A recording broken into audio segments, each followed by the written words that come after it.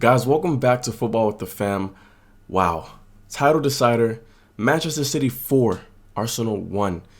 Biggest game of the season by far. Biggest game of the season. The game that would decide basically who goes on to win the Premier League title. And Manchester City have absolutely humbled Arsenal. They humbled them. I'm going to talk about so many different aspects of this game. The easiest thing to talk about is the way Manchester City play football is so fluid. It's unstoppable. Haaland is unstoppable. De Bruyne is unstoppable. The defense, the midfield, they work so well together. It's just a well-oiled machine. Pep Guardiola has literally given us a glimpse at near perfection in football. Because the way that Manchester City are able to break down seemingly any team in the world, look what they just did to Arsenal. Arsenal have heavy hitters on their squad. Gabriel Martinelli has been tremendous this season. 10 plus goals in the league. Bukayo Saka, the same. Gabriel Jesus was probably Arsenal's only outlet in this game. He did as much as he could before getting subbed off. Every single time they got on the ball, it was nullified. Kyle Walker was immense. Akanji, a left back, and plays for Nathan Ake, was strapping Bukayo Saka. I mean, individually, collectively, Manchester City are undoubtedly the best team in the world. Undoubtedly. I can't wait to see what happens with Real Madrid because that's just two heavyweights. And Manchester City look better for it. But look, we're talking about this game. Manchester City 4, Arsenal 1.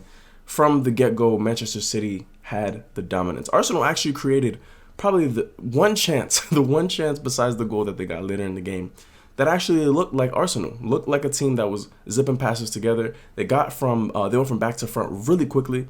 They just couldn't capitalize on the chance. It was great defending, I believe, from Ruben Dias to clear the ball away from Saka, who eventually got him behind. But other than that, Arsenal did nothing. Manchester City scored from Kevin De Bruyne. And a feature of this game that I noticed, this is how I assume teams should play against Manchester City if they want to combat the press.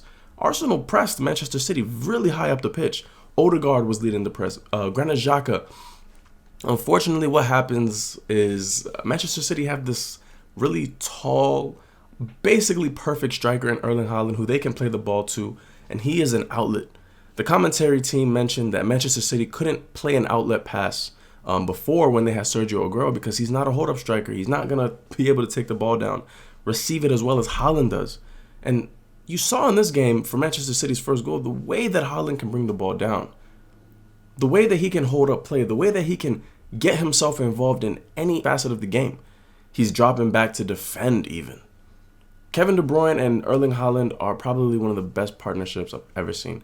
The way that Haaland's vigor, his demeanor just intensifies when Kevin De Bruyne is on the ball. It's like as soon as De Bruyne is on the ball, Haaland can see the different avenues, the different choices that he has to take, and he always chooses the right one. He always makes himself an option, and Kevin De Bruyne is one of the best passers of all time in football history. One of the best passers in history. And he can make a pass. Oh, he can make a pass. He can finish, he can pass, he can defend. I mean, Manchester City have the perfect formula, the perfect manager, the perfect striker, the perfect midfielder. Ruben Dias, Kyle Walker, Akanji, that defense, like you can't get past that. You can't get past it. Why are they so good? All right, all jokes aside, Thomas Partey had no help in midfield. He was getting overrun time and time again. Granit Xhaka will be caught too far up the pitch. Odegaard is supposed to be an attacking player. Xhaka should have realized, I believe, after the first goal, that he should have dropped back to help Thomas Partey because Partey was leaving Erling Haaland off to Holding and Gabriel. What happens if Haaland makes a quick pass and he's in behind? Gabriel is not catching Haaland. Holding is not catching Haaland. Like, Arsenal really missed William Saliba in this game because they don't have pace in behind. Holding is an average center back, and Gabriel shines when Saliba is there. He plays more freely, more expressively when Saliba's there rather than when Rob Holding is there, and it shows. The defense was in shambles today. They weren't in sync at all. Holding was going when he didn't have to. He tried to step up to Haaland, which is a big mistake. Gabriel tried to step up to De Bruyne, which was a mistake. It was just individual errors and individual brilliant moments from Manchester City that basically decided this game. A lot of the football that City played was simple. It wasn't like they were playing this over-extravagant, wonderful tiki-taka. Like, some of the goals that they scored were literally from Arsenal mistakes. From a giveaway, or from a simple long ball received and played a striker through. That was it. It wasn't some type of Krabby Patty formula football. Manchester City's second goal was a bit strange to me. I'm not going to lie. I think that shouldn't have counted. VAR has this weird angle for their offsides that they use that I just don't think is right. From the original angle that we saw, John Stones looked clearly offside. Even from the play itself, he looked so far offside. I could tell right away. I called offside before the ball even went into the back of the net. But when they showed the VAR replay, it just makes it seem as if there's something weird at play. It's like they're trying to compensate for something. On top of that, why is it from the VAR replay that we can't see the point of contact from the free kick? Why are we just seeing a part of the first replay angle that we saw from after the goal showed De Bruyne kicking the ball, and from that angle Stones looked offside. Why did the VAR replay not show De Bruyne kicking the ball? It's very strange. It's very, very strange. VAR is just, I don't know. It's more of a toxic cancer than anything. Yes, it can help in situations, but I don't know. Sometimes it just makes things a lot worse. Look, I spent a lot of time talking about Manchester City. They're just so good. I have to give them credit where credit is due. They look like champions. It looks like they're going to win the league. They're inevitable. This, to me, was the title decider. I said whoever would win this game would win the title.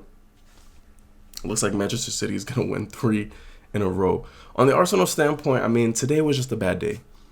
It was a bad day. Like I said earlier in the video, it was incredible how their heavy hitters, their impact players like Bukayo Saka, Martinelli were just completely taken out of the game. Kyle Walker was just manhandling. The whole defense, Rodri, everybody was just outplaying Arsenal in every level. Odegaard looked like a shell of the true Odegaard we've seen this entire season. It was incredible to see. Arsenal just have to win every game from here on out. Newcastle, Chelsea to come. Chelsea are in terrible form, so I think Arsenal will be able to do just fine against them. But Newcastle are a team on the up, a team with confidence. Just came off of winning against Spurs 6-1. They're going to want another London team in their pocket. Seriously, Newcastle looks so good. Arsenal have to win every game from here on out. It's a tougher schedule than what Manchester City have in front of them. And Manchester City, if they're playing and beating Arsenal like this, who can stop them? Seriously, who can stop them? Now look, before we end the video, I want to just also mention, you know you're in trouble when Erling Haaland lets his hair down. This man let his hair down, started letting it go free in the wind, and immediately scored. They just unlocked a new version of Erling Haaland. One, he just broke the Premier League goal scoring record in a 38-game season. He has 33. He's on his own. Manchester City still have 7 games left. This man can score 40 goals in a season and probably be the only player in Premier League history to do it. I don't think anybody else is going to ever pass a 40-goal season in 38 games, of course. Okay, he just broke a record. Now this man is unlocking a new final form. He just put his hair down like he's Goku turning into Super Saiyan 3. Scores immediately after. He's hyped up. He's trying to fight every Arsenal player. How do you stop Manchester City? Real Madrid, I want to know. Any Real Madrid fan who watches this, I want to know, how are you going to stop this team? Who's going to stop this team? I think there's only one team on this planet Earth right now that can stop Manchester City. And I think you already know who I'm going to say. All right, guys, have a good one.